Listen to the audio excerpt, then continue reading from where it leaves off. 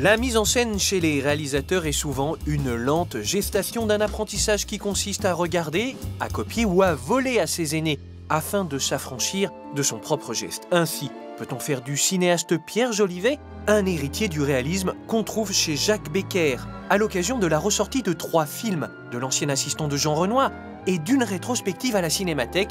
Nous avons voulu rapprocher le cinéma de l'un pour comprendre celui de l'autre. Un cinéma où chacun cherche à capter l'humanité nue sous les apparences trompeuses de la situation sociale.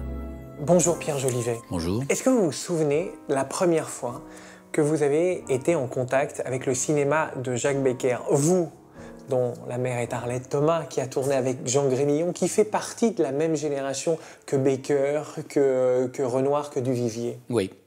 C'était évidemment le cinéma de ma toute jeunesse. C'est tous des films que j'ai revus par la suite plus tard. Et ce qui m'a tout à fait charmé, que ce soit dans Casque d'Or. Le film est d'une grande candeur et d'une grande violence mélangée. Et ça, c'est assez rare dans le cinéma.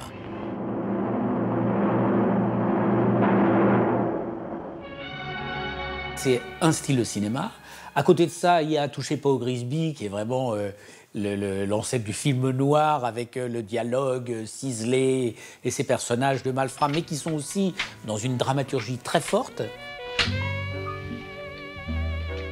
Qu'est-ce que tu veux, toi? Non, rentre et ferme la lourde.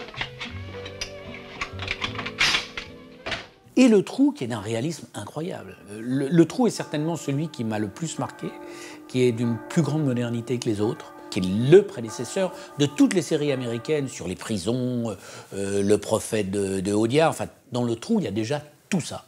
Le réalisme d'une prison où on dort les uns sur les autres, où les rapports humains sont d'une grande causticité, où il va y avoir, comme toujours avec lui, des petits mecs normaux, mais avec une histoire dramatique construite, avec le fatum antique qui va jouer, avec le traître, le destin, l'histoire. Voilà. Et s'il y a quelque chose qui me touche et qui nous est commun, c'est ça. C'est-à-dire la plupart du temps, que ce soit dans Casque d'Or ou dans Le Trou, c'est des gens d'une extraction assez basse, mais qui vont être dans une dramaturgie qui les dépasse et qui les emporte.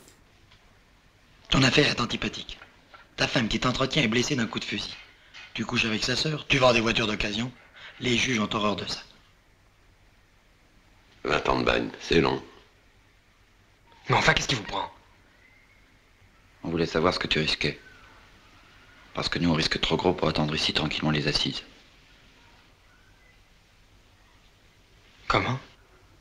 Nous, on va s'évader, mon vieux.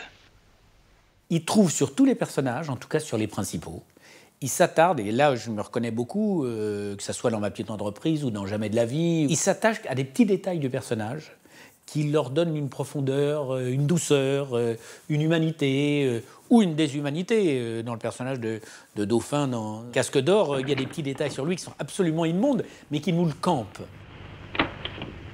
T'as un couteau?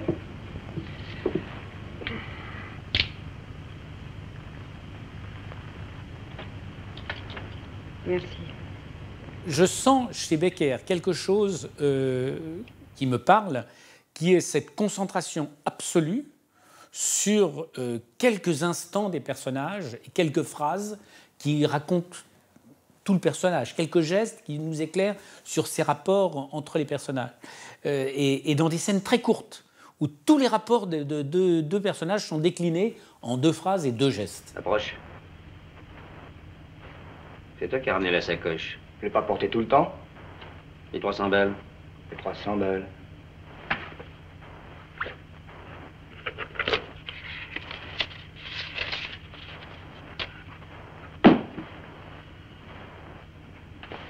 Fredo. Tu permets, oui? De la gifle, après il lui tape un coup sur l'épaule et il lui donne un sou pour aller acheter des cigarettes. Les rapports des 2 personnages sont comprimés en 2 gestes et 2 phrases. Je vais m'acheter des cigares, j'en ai plus. C'est très marquant chez Becker, et ça l'est, en tout cas dans mon cinéma, c'est comme ça que je fonctionne, c'est que les personnages sont d'abord ce qu'ils font. C'est jamais des abstractions, c'est jamais des concepts hors de la sociologie. Ils sont d'abord le travail qu'ils font. D'ailleurs, notre travail représente la plus grande partie de notre vie. C'est vrai que moi, je reviens toujours à ce que sont les personnages, et ce qu'ils sont, c'est ce qu'ils font. Et c'est très marquant chez Becker. Tiens. Bonjour Raymond. Alors, boulot, menuise. Ah oui, tu vois. Je passais par là, j'ai voulu voir ta tôle. T'as bien fait. Et tu grattes toute la journée dans cette boutique. Oui. Eh ben, mon bonhomme. Chez Baker, on le voit, l'intrigue n'a que peu d'importance au regard des personnages. Pour lui, les sujets ne l'intéressent pas en tant que sujet. Seuls les personnages de ces histoires l'obsèdent. D'ailleurs, Pierre, il me semble qu'il y a dans votre nouveau film, Les Hommes du Feu, une histoire autour des pompiers, une même priorité accordée à la vérité de vos protagonistes et à la fatalité qui les entoure. Ce qui m'a intéressé chez les pompiers pour avoir passé du temps avec eux, c'est le rapport au feu. C'est en même temps tout ce qu'ils redoutent et tout ce qu'ils désirent. Dehors de ça, ce qui me passionne beaucoup plus encore, c'est que c'est une profession qui met son corps en opposition. Et le film s'attache non pas à ce qu'ils racontent, parce que le soir ils se bourrent la gueule et qu'ils racontent leur métier de pompier. C'est pas ça du tout. C'est que je suis organiquement avec eux. Qu'est-ce qu'ils font avec ce corps? Comment c'est de mettre son corps en danger et en opposition?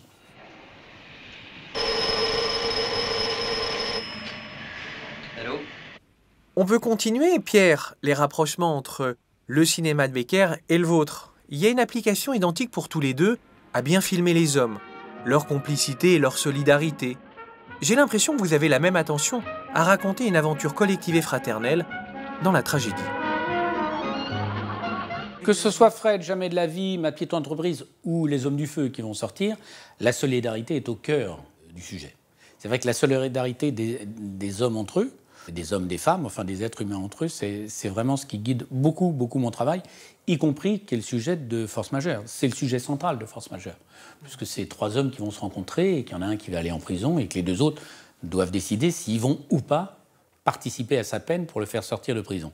Peu importe ce que décideront les personnages, si ce sera moral ou pas, ils se posent la question de la morale. Donne-moi le carton, Roland, on va tout partager. Allez à table.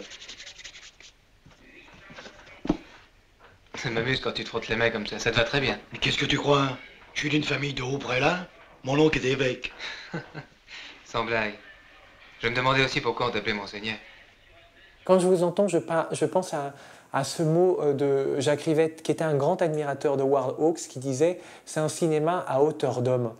Est-ce que ce n'est pas une formule qu'on pourrait appliquer au cinéma de Baker et du vôtre? Tout filmé à hauteur d'homme. Oui, tout à fait, à hauteur d'homme, mais, ça fait prétentieux de dire pour Baker et moi, à hauteur d'homme, mais qui sont confrontés à des destins un petit peu plus hauts que ce qu'ils avaient prévu. Et c'est cette rencontre que je trouve intéressante. C'est ces personnages à hauteur d'homme et qui, à un moment, doivent prendre des décisions, doivent se situer, doivent passer à l'acte. Merci Pierre Jolivet. Je vous en prie.